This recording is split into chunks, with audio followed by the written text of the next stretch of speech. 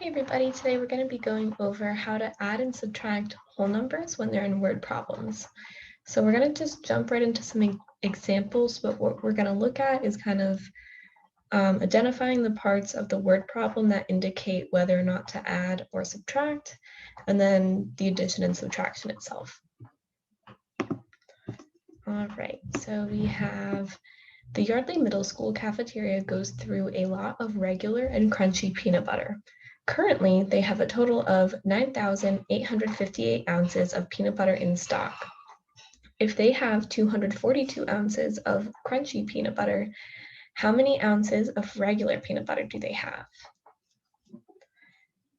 All right, so let's identify what we have.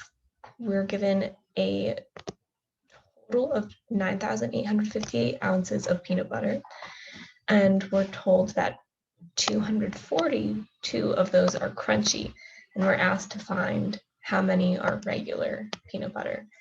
So our total amount is going to be the sum of crunchy and regular peanut butter.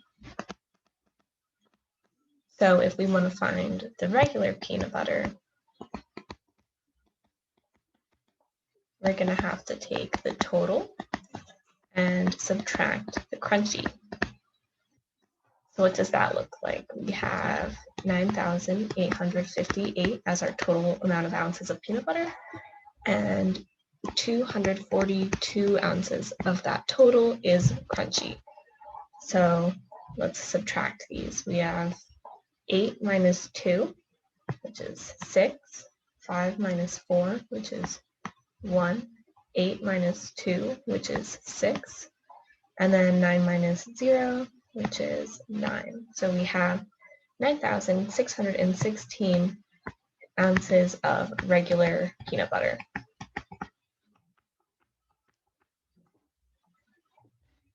All right, so let's move on to the next question. Last year, egg producers in Madison County produced 1,008 eggs. This year, those same farms produced 8,337 eggs. How many more eggs did the farms produce this year? All right, so let's look at what this question is telling us. Last year, they had 1,008 eggs. This year, they have 8,337. Now, the question we're being asked is, how many more eggs did the farms produce this year? So when we're asked a question like this, like how many more, where they're really asking is, what is the difference between the amount of eggs produced this year versus last year? And if we're looking for a difference, that means we're going to want to be using subtraction. So we're comparing the 8,337 eggs this year and taking away the 1,008 produced last year to find out the difference between them so that we know how many more eggs the farms produced this year. So let's just get into the subtraction. 7 take away 8, that's not quite so simple, so we want to turn this 3 into a 2 and carry the 1. So we have 17 minus 8, which is 9. We have 2 minus 0, which is 2. 3 minus 0, which is 3. 8 minus 1, which is 7. So we found out that they produced 7,329 more eggs this year compared to last year. Moving on to our next question. We have a multinational corporation, has 548 part-time employees and 9,803 full-time employees. How many employees work for the corporation? So they have split up, this question has split up the employees into two designations, part-time and full-time. And we're told 548 are part-time and 9,803 are full-time. And we're asked how many employees work for the corporation. So it doesn't explicitly say this, but this is really asking how many total employees work for the corporation. So it doesn't matter if they're part-time or full-time. They're no longer asking about that designation, and they just want to know how many employees work there. So for that, we want to add those numbers together. So we have 548 part-time, and we are adding that to 9,803 full-time employees. So 8 plus 3, that's 11. So we keep the 1, carry the 1 up here. 1 plus 4 plus 0 is 5. 5 plus 8 is 13. So we're going to keep the 3, carry the 1. 1 plus 9 is 10.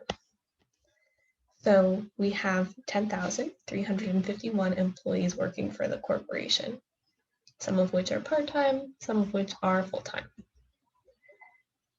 All right, for our last example today, we're told a crayon company recently changed its labels.